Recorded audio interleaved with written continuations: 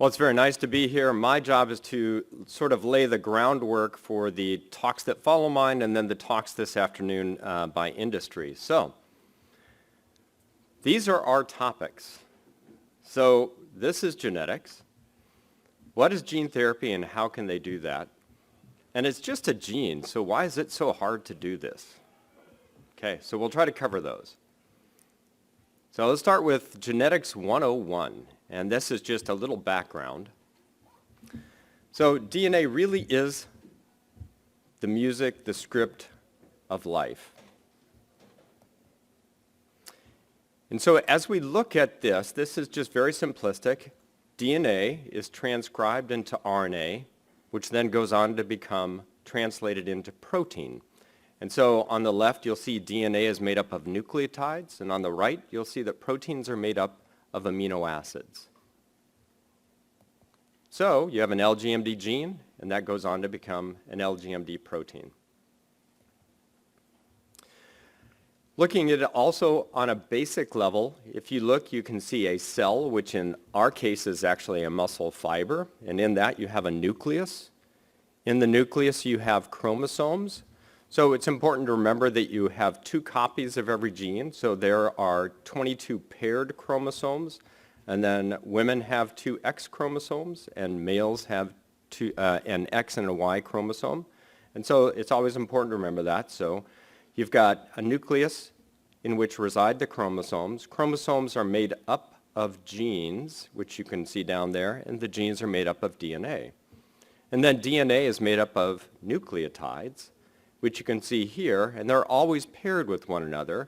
And so an A goes with a T, so adenine with thymine, and then guanine with cytosine. And then what does a gene look like? This is not what it really looks like, but this is a construct of what it would look like, in that on the left-hand side you see that there's a promoter, and that allows it to be activated in the tissue that you want it activated in. Then there are exons. Exons are portions of the DNA that go on to make the protein.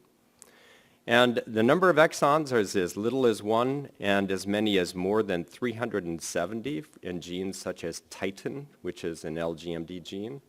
But interspersed between each exon, there is an intron. And introns are portions of DNA that are cut out or spliced out.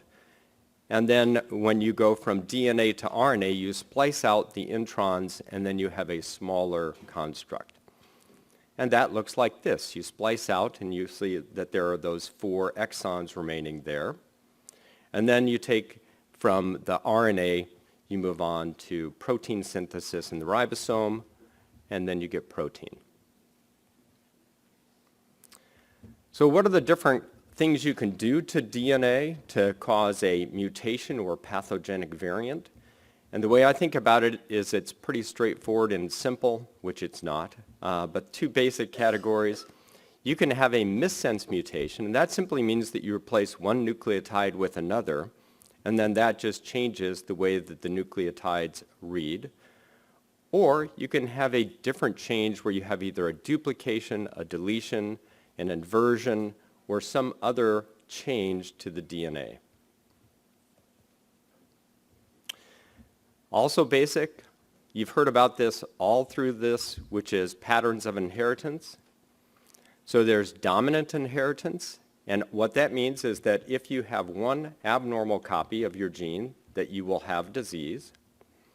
And in recessive, you have 2 mutations or pathogenic variants, one in each copy of your gene, and that leads to disease. But if you only have one abnormal copy, that means that you are a carrier, and in most cases that means that that person would not be affected. So how does that pertain? Well, if you have an autosomal dominant condition, and then your partner does not have that condition, that means that half of the children would wind up having that autosomal dominant condition. If both parents are carriers of a disorder that's an autosomal recessive disorder, then the risk of children having disease would be 25% they would get neither copy that was the pathogenic variant, so they would be unaffected and not a carrier. 50% would be carriers, and then a quarter of the children would wind up having the LGMD. And then if you do have an autosomal recessive disorder and you have children, if your partner does not have a pathogenic variant in your gene, then your kids will all be carriers but should not have disease. And if your partner is a carrier, then you would have a 50% chance of one of the children having your disease. All right, so that was the background. And hopefully that laid a little bit of the genetics background. Let's move on to gene therapy and also the basics of this. So this is a busy slide, but I just want to point out several aspects of this slide. Going from the left in 1866, that's when Gregor Mendel sort of delineated the laws of heredity. 1953 is when the double helix was described by Watson and Crick.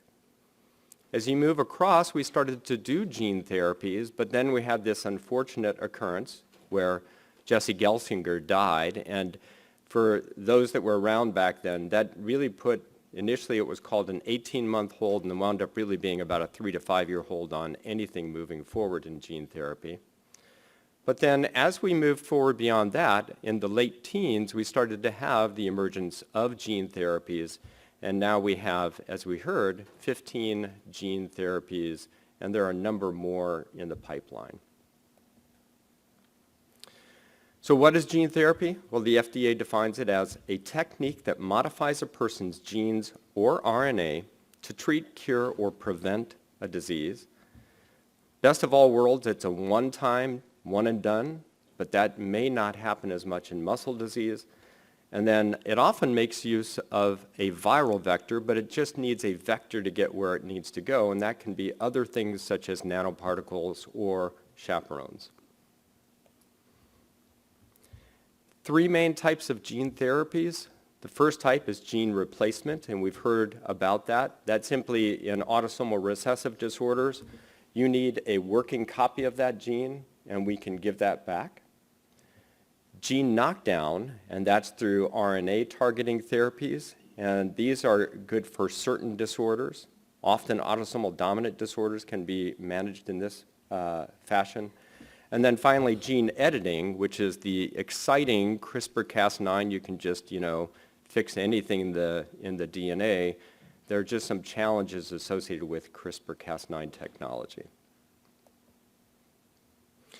So let's talk about those 3 types. So gene replacement, it's pretty straightforward. You have usually a virus, though it could be some other vehicle to carry the DNA. And it simply goes in and it allows a plasmid or a little circular chromosome to be created in the nucleus where you can produce normal protein. The challenges are you have to have that go to the right tissues. The other is, when do you dose? And the answer is, theoretically, the earlier you dose, the better. But if you don't have durability of effect, then you may not want to dose very early in disease, especially in the LGMDs where you have decades of progression. And then the final challenge that is out there is that most of the vehicles elicit an immune response, and then you have this challenge of the immune system not wanting to see whatever that delivery vehicle is again, and so you have challenges with redosing. Gene knockdown, so this takes advantage of what naturally occurs in the human body, which is that you have these small interfering RNAs, and these are microRNAs, and they tend to turn off abnormal constructs of RNA.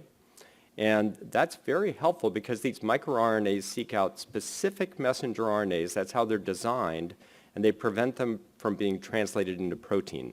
So this is an effect that occurs not at the DNA level, but it happens at the RNA level. And as you see on that small little picture there, it's kind of like you have a magnet, and you're trying to get that needle in the haystack, and you simply have a designed construct that will only pick out the abnormal RNA constructs, and if you have normal constructs, they'll move forward. And this can be very effective in turning down the abnormal effects of autosomal dominant disorders. And then the last is gene editing, which has to do with CRISPR-Cas9 technology. And again, this is maybe the best. You simply cut out what you don't want in there, or you cut out and put what you do want in there. The big challenge is that there are a lot of areas of DNA in the body. So you have 6 billion nucleotides. And so it often has areas that look like where you want to treat, that are not where you want to treat. And so off-target effects are one of the big challenges we have with this technology. So now the challenges with gene therapy, which is sort of why aren't we here? Let's go with the positive first. So we've had ASOs since 2016. So this is for for exon skipping in Duchenne muscular dystrophy. We have gene transfer, and that's highly effective in nerve. And so in SMA, we now have, instead of 97% of infants dying by the age of 2, we have infants that live and are almost indistinguishable from their peers. And then we have engineered gene transfer, which was just approved, which is the microdystrophin. So these are small little genes that are produced that are smaller than what they should be, and that's because they're too big to fit in the payload capacity of our viruses. All right, we've had setbacks. I already mentioned Jesse Gelsinger. For this audience, there's a setback that really has impacted the calpainopathy group, and that is in 2009, there was a mouse model, and it received gene therapy, because calpain, you're just missing an enzyme. It'd be so easy, you just give it back. And the mouse model, they did the gene therapy. It was great. The mice grew. They were just as fast as their peers. The only problem is that half the normal age, they died of heart failure. And that's when we learned that if you have 5 times as much calpain in the heart, that's bad for the heart. And that really put that whole program back, because that meant we had to specifically target just skeletal muscle. About 3 years ago, we had some deaths in myotubular myopathy infants, and then just maybe 2 months ago, published in the New England Journal, there was a gene editing therapy that was a personalized medicine approach in a DMD gentleman, and he passed away due to liver complications. So when we decide what vector to use, what do we have to think about? First is, how big is the vector? The other is, what tissues does that vector target? How much of an immune response does that vector elicit? And then how do you deliver it? So this is just very simple. Some people ask, well, why don't we just give the DNA and the RNA back? You just infuse it in the blood, and the answer is, not a bad idea, but A, it's degraded, and then B, it really can't pass through the muscle membrane, so the sarcolemma. And so that's why it has to be packaged in something like, in this case, where you have a virus with the DNA inside. It's internalized into the cytoplasm. It then gets translocated into the nucleus, and then it releases its payload, which in a virus is viral DNA, but in a modified virus winds up being the LGMD gene. And so this is the way that looks in the LGMD gene, just a different cartoon. So you have a single-stranded DNA inside a virus. It attaches to a receptor. It's then translocated into the nucleus. You have uncoding. And then you have a single-stranded DNA. And then you take advantage of your body's own innate capabilities, and then your body then turns that single-stranded DNA into a double-stranded DNA that forms a loop. And so we call that a small little plasmid or mini chromosome. And the big advantage of that is that that does not incorporate into your own DNA, because if it incorporates randomly in your own DNA, it may interrupt some other important function. And so it's a cleaner mechanism. So there are 3 main gene therapy viral vectors, and they're all of different sizes and different immunogenicity. And the challenge for us is that AAV is a great, minimally immunogenic virus, but the big problem is, as you can see here, it is the smallest payload, and that limits what we can do. Some LGMD genes fit in very nicely, but others do not. So this is just a simple visualization of how you create a virus, and the answer is you simply cut out the 2 genes that are associated with the virus, and then you put in your Lgmd gene, and that's your construct. We talked about size being a problem. Well, for genes like dysferlinopathy, that is a challenge, and you'll see I use simply in quotes. What you can do is you can simply bifurcate the dysferlin gene, and when you bifurcate it, you put the first half in half of the viruses, you put the second half in another half of the viruses, you inject them, and any nucleus that gets both copies, these are the 2 constructs. They just simply combine together to form one long full dysferlin gene. And when that happens, you can see here, this is the animal model. The ones that are treated have dysferlin immunofluorescence, that's the top, and the ones that don't have treatment, they're still dysferlin deficient. We talked also about where does the virus go? Well, the virus should go to the tissue you want, and different AAV viruses have different levels of tropism, which tissue they prefer. And so the viruses that are generally used now include AAV RH74, which is relatively skeletal muscle specific, and then myo-AAV, which is a new sort of designed viral capsid, which goes to skeletal muscle and cardiac muscle. So myo-AAV, this was talked about in one previous presentation, but essentially this was not a designed, but it was a selected. So there were roughly 3 million different constructs that were tried to see whether or not which one had greatest tropism towards the tissues that we wanted. And if you look on the far right column, the top 4, where you see that green immunofluorescence, that is the fact that you have involvement effectively transduced tissue, and the tissues include quadriceps and tibialis anterior skeletal muscles, diaphragm, which is respiratory muscle, which is also a skeletal muscle, and then heart. And if you look at the bottom right corner, that's the liver, and there's very little involvement of the liver. So this is what we've been looking for. All right, I have one last slide after this, and this is sort of the future. So in 2013, I had a gentleman who had a sarcoglycanopathy who was 53, and he wheeled in to see me in his wheelchair, and he couldn't move his legs, he had no movement at his shoulders, and he was very deft at managing driving his wheelchair. And he goes, "Doc, they come back from the war, their arms are blown off, they get artificial arms, and they work great. You can cut my arms off." I said, "No, I can't do that." But it got me to thinking, who grows arms? And the answer is salamanders. And in 2013, I looked and said, how do salamanders regrow arms? And the answer is, we didn't know. And I didn't discover this, but in 2016, in the journal Nature, is when they did publish that they then finally understood the mechanism for limb regrowth in salamanders. And so this is not 2027 technology, but there's no reason this can't be 2050, 2060 technology. So I'm going to leave you with that as sort of the future of the future.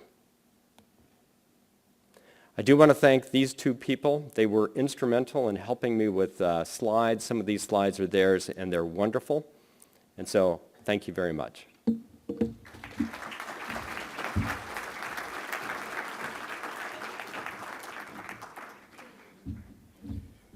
Thank you, Dr. Wicklund.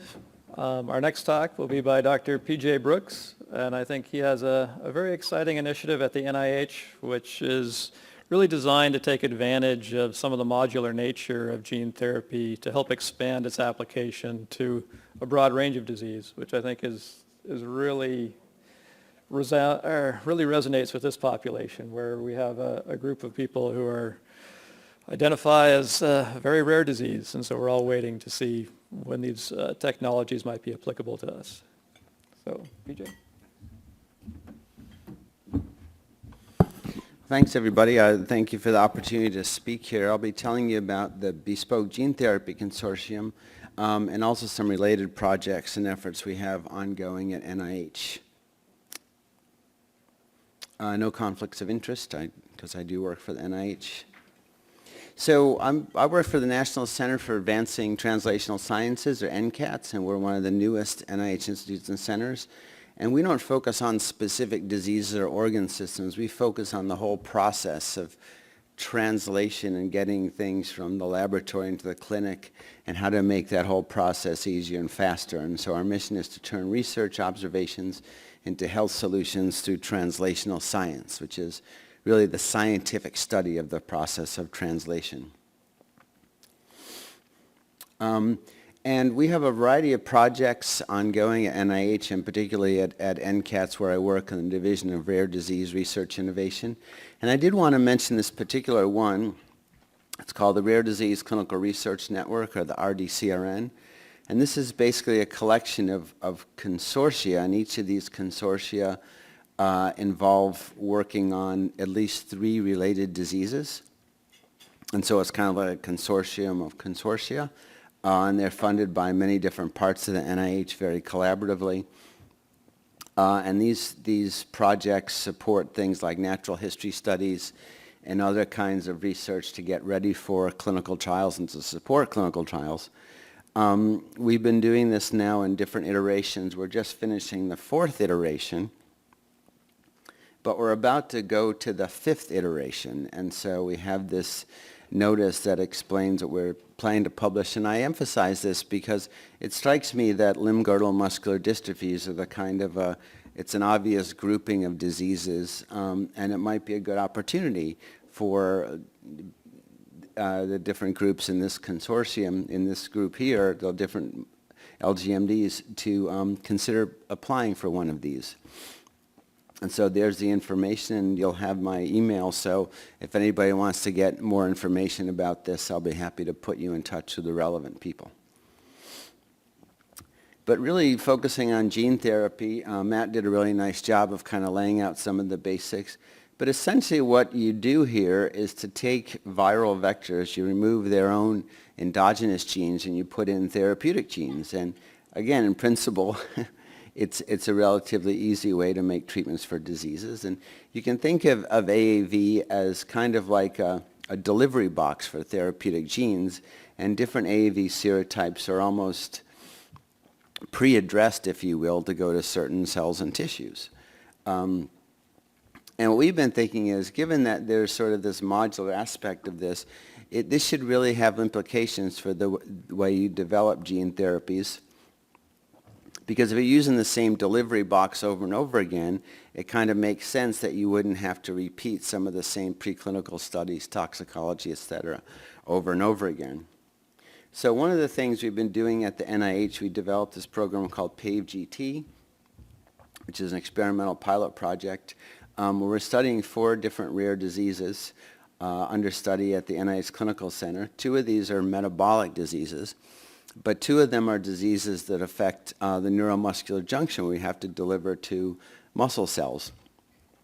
And the idea is, at least as we originally envisioned this, we're going to use the same AAV vector for all 4 of them and keep everything the same, the route of administration and production and purification, and just switch out the transgene. And then the idea is if we would go to the FDA and propose certain efficiencies based on this, they would respond to us, and then we would take that information and make it public, which would be a crazy thing to do if we were a for-profit company, because we'd be giving away our intellectual property.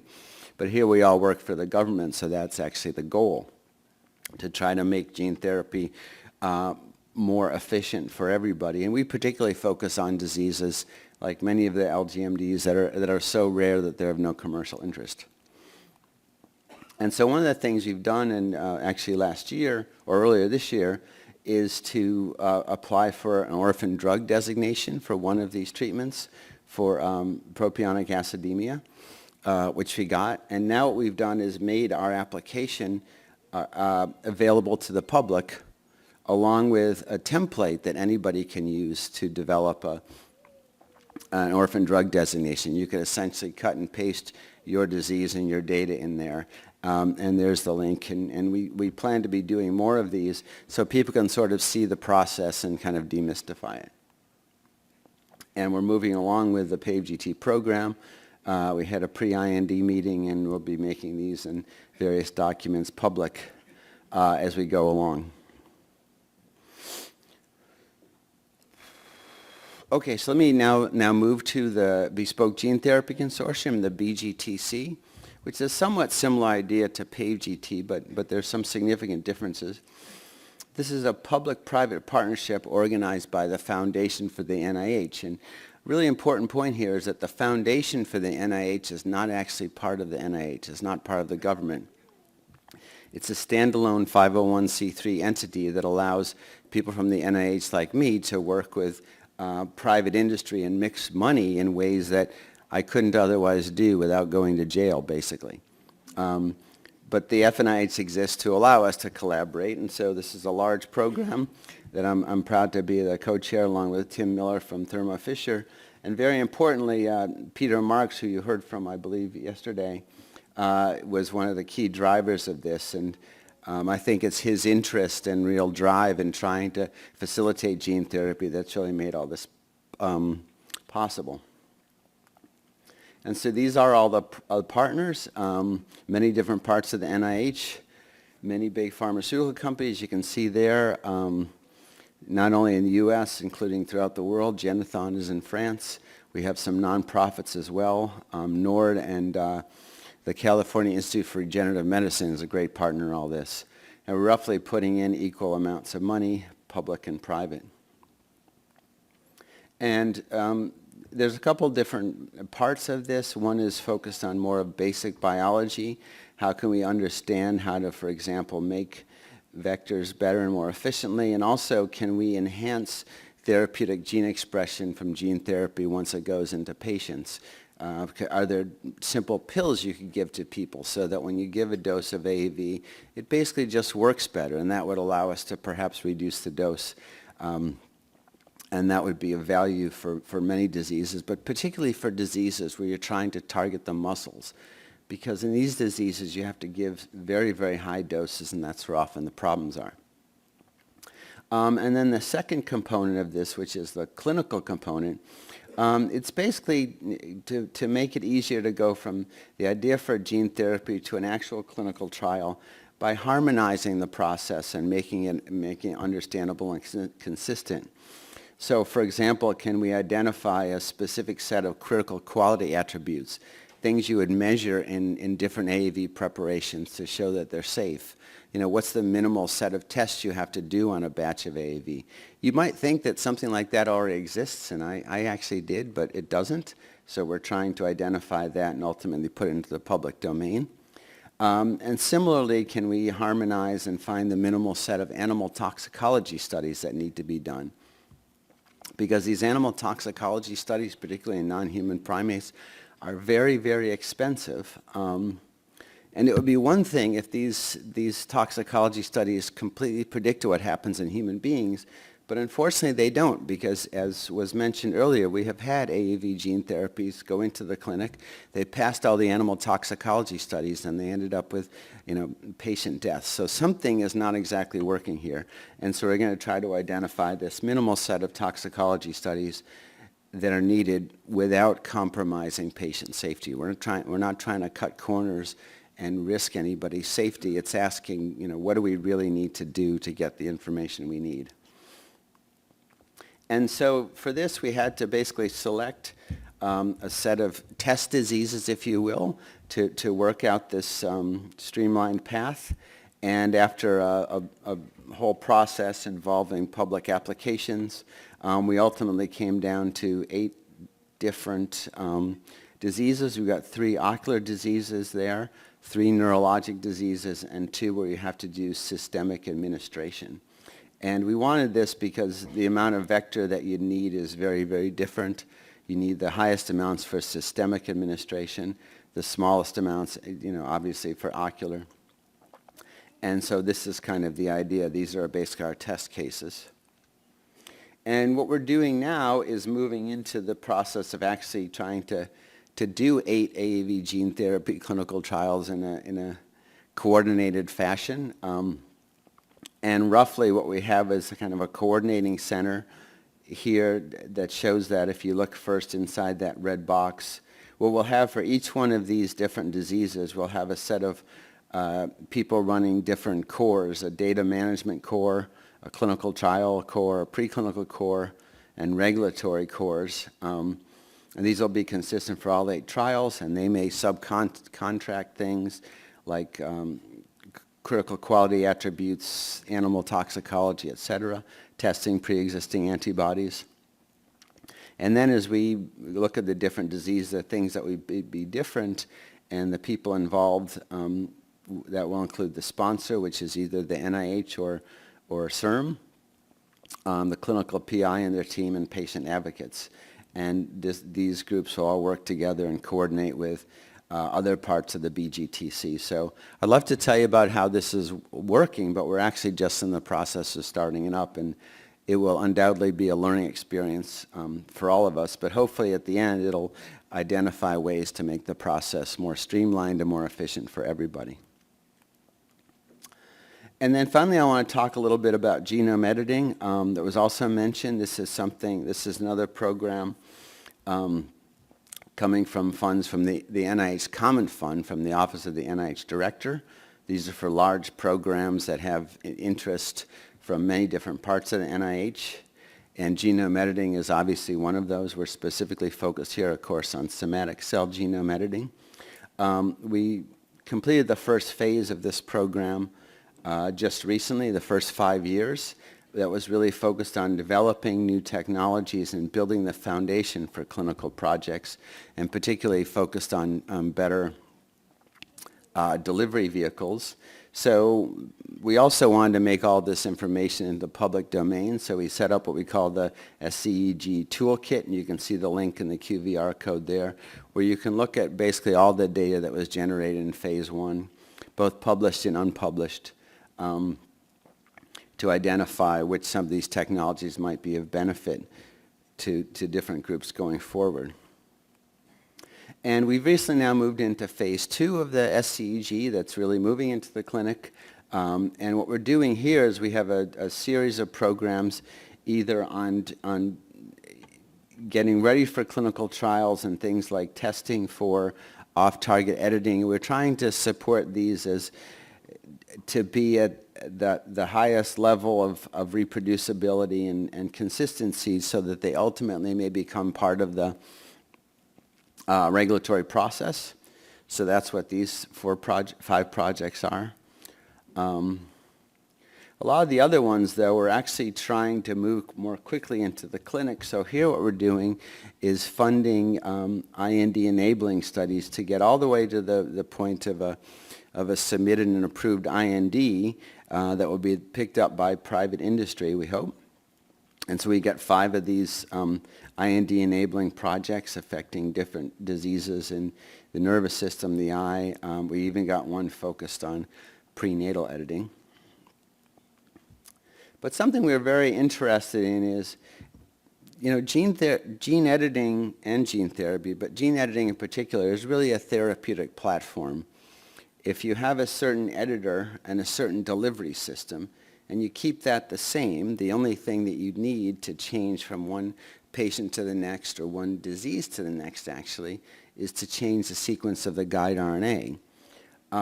So wouldn't it make a lot more sense to develop this therapeutic platform as a therapeutic platform from the very beginning, as opposed to a treatment for one disease at a time? And so we wanted to fund these projects we call platform clinical trials, where the investigators have to use one editor and one delivery system for more than one disease, and to explore that regulatory process. And we were able to fund one of these onto rare neurodevelopmental diseases as shown there. And we believe ultimately, we think about the future of this, it's really in developing therapeutic platforms.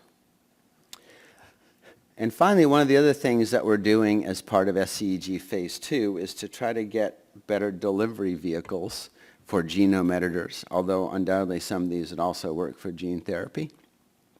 So we have a prize competition that is opened up now to either support non-viral technologies that can cross the blood-brain barrier and deliver gene editors throughout the nervous system, or to find ways to program and target genome editor-specific cells and tissues. And the way this is designed, we're looking for programmable systems where you can, it's almost like typing in a zip code to make the editor to go to specific cells and tissues, but they have to do at least 3. And this is a prize competition. It's not funding research. We're basically giving prize of research that's already been done. That means it's a lot easier for people to apply for it compared to standard NIH grants. And basically anybody can apply. So we're really interested in novel approaches, and there's the links. And so just to kind of wrap up, I mean, I think of it now as sort of a square peg in a round hole problem, in that the whole way that we've up to now been thinking about developing treatments for single diseases is one disease at a time. But we have these therapeutic platforms like gene therapy and gene editing, oligonucleotides, that really don't fit that. They really are therapeutic platforms. And I think if we can develop them that way, we can bring genetic therapies to many, many more diseases that could benefit them, not just the most common rare diseases that many big companies focus on for obvious reasons, but the literally thousands of very, very rare diseases of no commercial interest. And I think the best way to get to those is to develop therapeutic platforms from the beginning. So I think I'll just stop there, and there's my email. And if people have questions, I'm happy to take them, or if you want to follow up about any of the programs, you can contact me there, and I'll be happy to connect you with the right people. Thank you very much.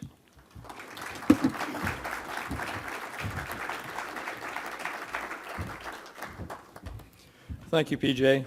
We all really appreciate all the hard work you're doing. It really seems to take advantage of a lot of these technologies and bring them to a broader population, which I think is what we're really looking for here. So reducing redundancy means efficiency, and efficiency means getting cures to patients faster. And greatly appreciate that.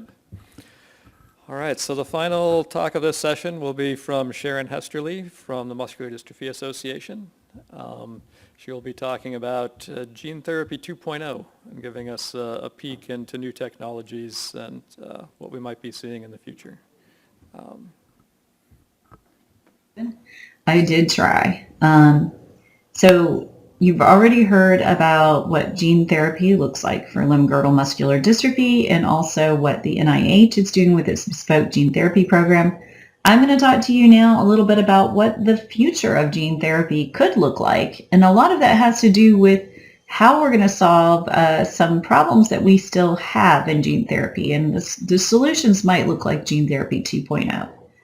So just briefly, a short history of gene therapy, really just to lay the groundwork to say that we have actually solved a lot of problems over time, and that, you know, a lot of the major work in gene therapy started back in 1990 or even earlier. That was the first recorded grant that we have at MDA on gene therapy, and that was to Jeff Chamberlain at University of Washington. And over time, we've figured out how to package genes into, viruses that have been modified. We've learned how to deliver gene therapy. It used to be, back when I started in the field, which was in the late 90s, people said there were only 3 problems with gene therapy: delivery, delivery, and delivery. So that was, a little bit of scientists trying to be funny. But we've actually figured out how to deliver gene therapy vectors fairly efficiently. The first gene therapy study ever in a muscular dystrophy was actually for alpha-sarcoglycan deficiency, limb-girdle 2D.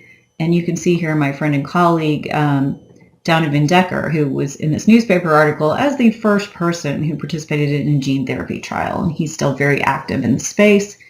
Just to say, the first trial for gene therapy in Duchenne took place in 2004.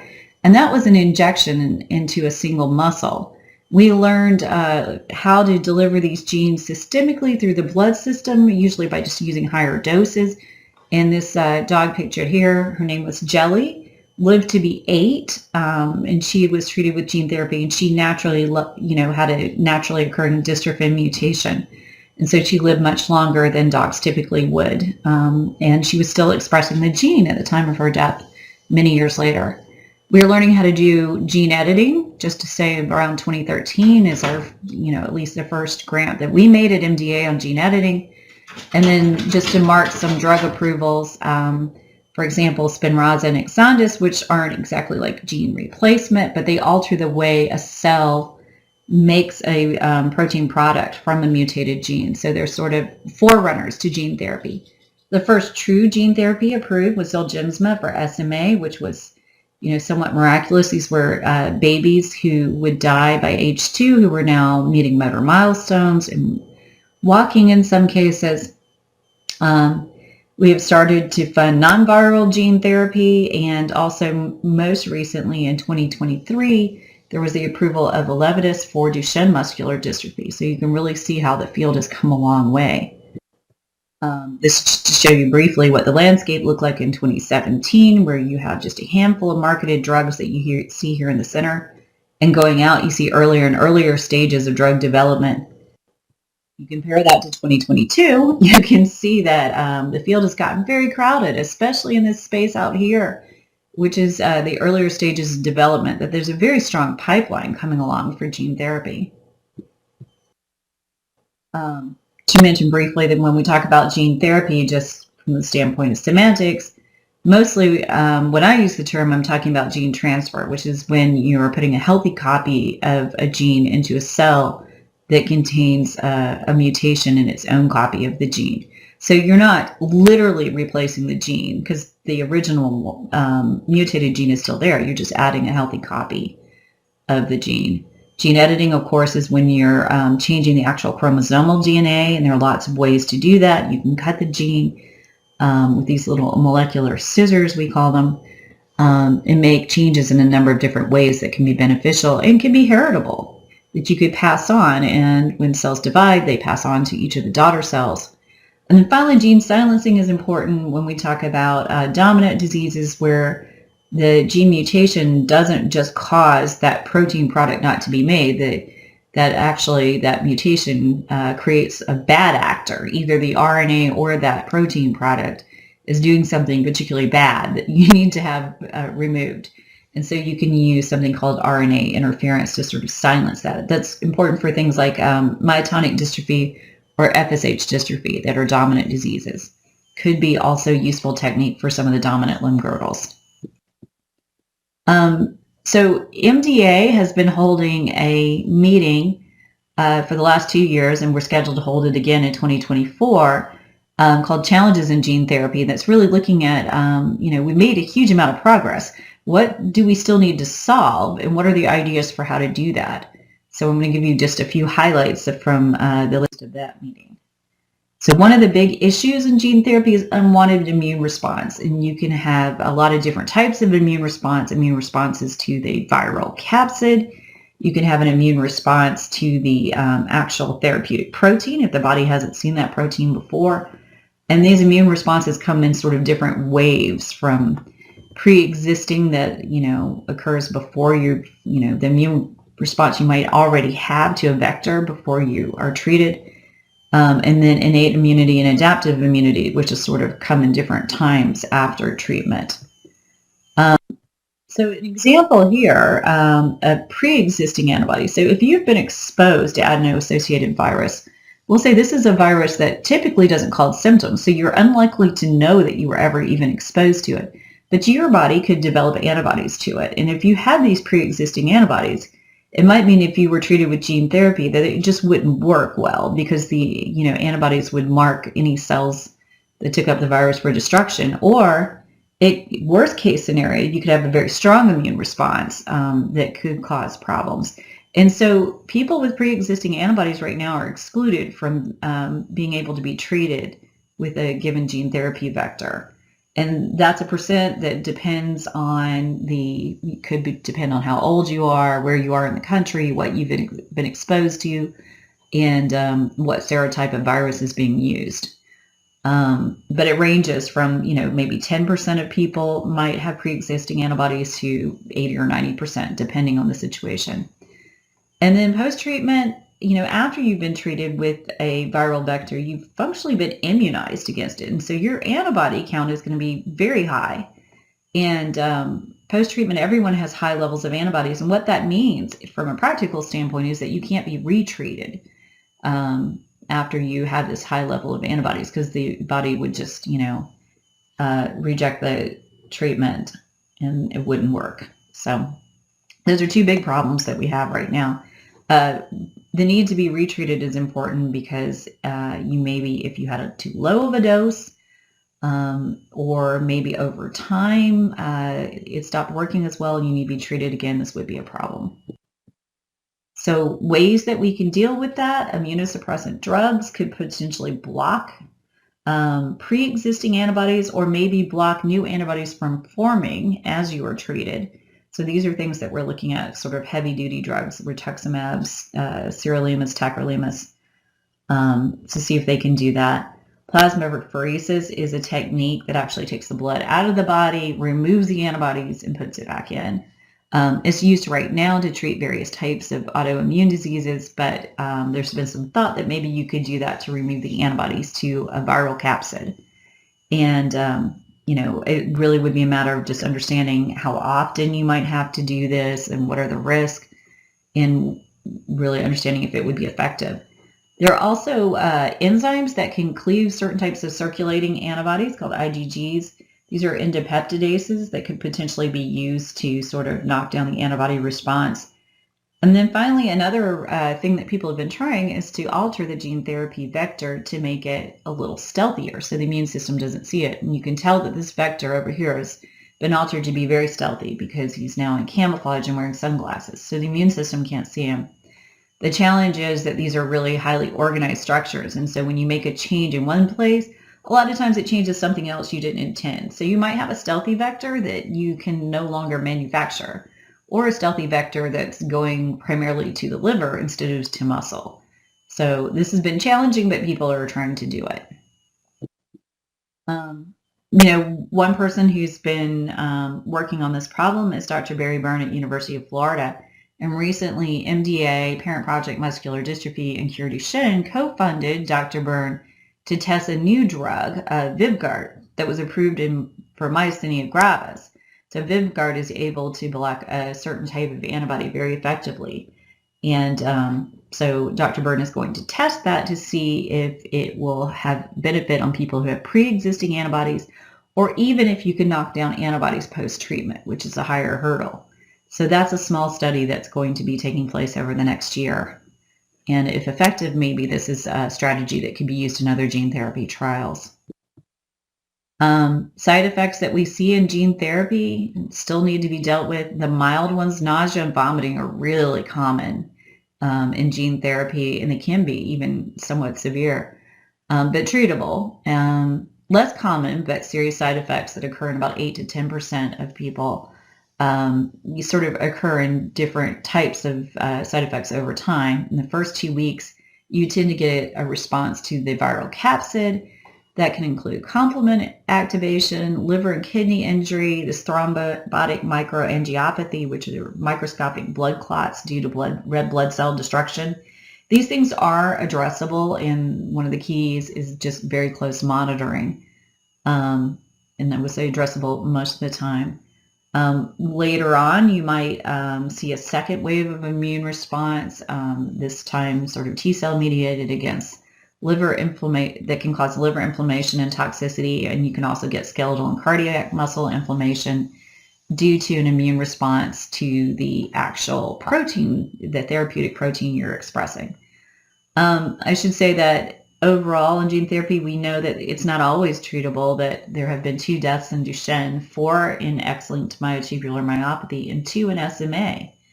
In every case in these really tragic events, the field has tried to learn from them to better understand what went wrong and be able to address it more effectively in future cases.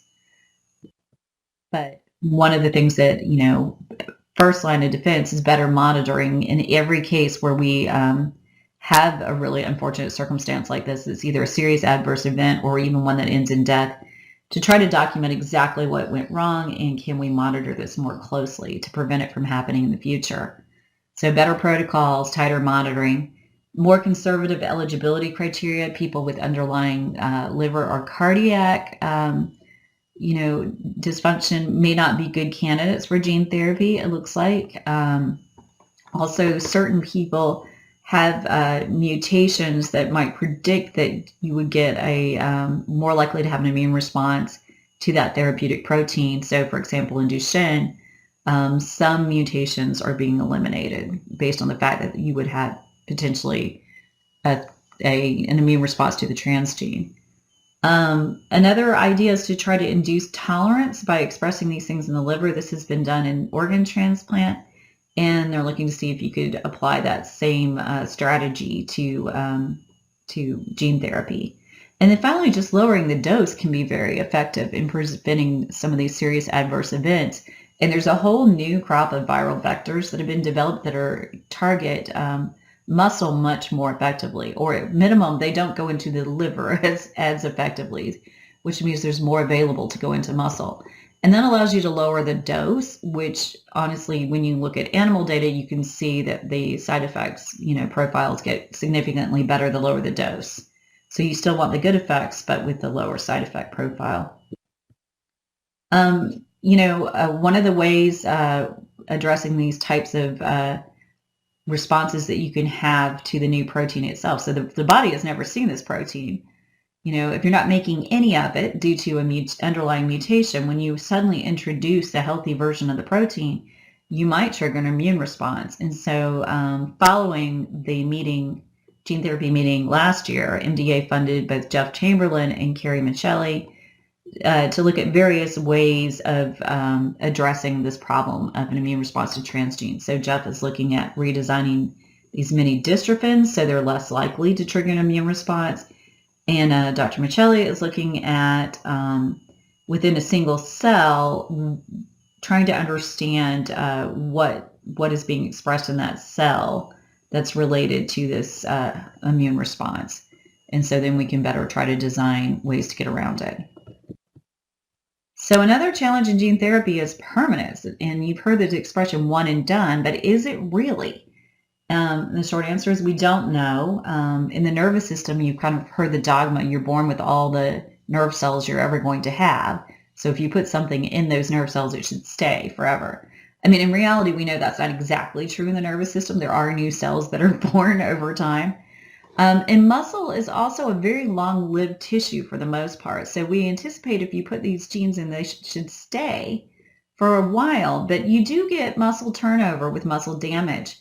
And when you put a therapeutic gene in, it goes in the nucleus, but it's not in the chromosomal DNA. It's sort of sitting out here to the side. So, for example, if you get these genes into stem cells and those cells then divide, the cells will copy the chromosomal DNA, but they don't copy anything that was sitting outside the chromosome. So, what would happen over time is you would sort of dilute out the benefits of this therapeutic gene. So, for example, if you could imagine treating a small child with gene therapy, it could be very effective. But as that child grows and adds new muscle, even if you have this vector in the stem cells, it won't be copied. So it'll sort of be diluted out over time. Ways that we could get around this theoretical problem, gene editing, permanently changing the chromosomes. If you did that in stem cells, then each time those cells divide, this change would be copied as well. And so you would continue to make new muscle tissue that has been corrected if you can treat stem cells. And then redosing, if you can just get around this antibody problem and be able to redose the viral vector, then it wouldn't matter potentially if this isn't permanent. You could just do it as often as you needed to. But those are sort of one challenge and two ways of potentially getting around it. Finally, gene therapy delivery. Like, how do we efficiently be able to make this available to people at a local, care center or specialty neuromuscular center? And so that turns out to be non-trivial. We did a workshop last February, or earlier this year in February, to ask care center directors, where they see the biggest challenges. And they saw lots of challenges, and they were sort of bend them into these four groups of, how do we do this safely? how do we have the adequate level of resources we need to support this? How do we learn how to do it if we've never done it before? And just, what's available in my region potentially to help support gene therapy?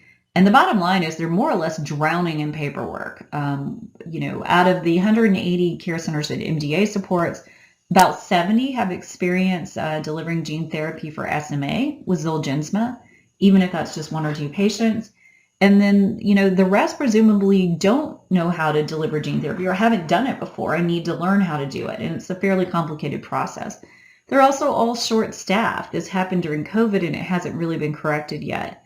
And so between the high paperwork requirements and the staffing needs and the training needs, it's quite a lot. So just having a drug developed is the first step. If it's not accessible, then I think that we still haven't accomplished our mission.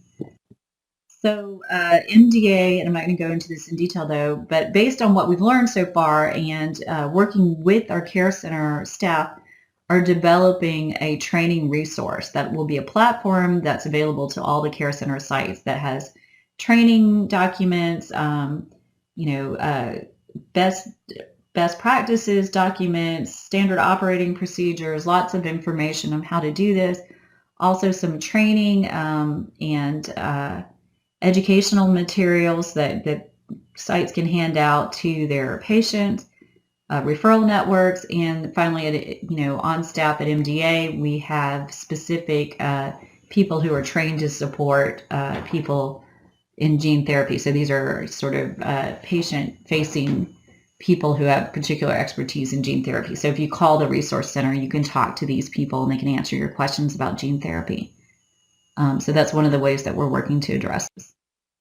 Talking about gene therapy 2.0, the other thing that I see coming is non-viral gene therapy. So these viruses can be pretty complex, lots of immune issues to get around. They're also expensive to make. It's hard to make lots of them. And so people have been looking at ways that you can deliver genes without using viruses. Artificial polymers, you can actually just conjugate them to antibodies and direct them to muscle. You can put them in these lipid nanoparticles, which are kind of like little blobs of fat. Again, using antibodies, you can sort of zip code these things to different places. And even electricity, you can electroporate new DNA into cells with a little zap of electricity.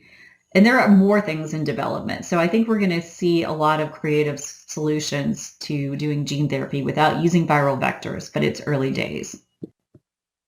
Finally, just a quick word. I think what we're going to see more and more are these N=1 studies or smaller studies for ultra-rare diseases, particularly relevant for limb-girdle muscular dystrophy, because we know that's not one monolithic disease. It's actually over 30 different diseases when you look at genes, with more being found. So MDA is tackling this. Internally, we have a program called Kickstart that's focused on ultra-rare disorders and gene therapy, and really focused at the very beginning of this drug development process, where people are trying to get feedback from the FDA about how to do a good investigational new drug application.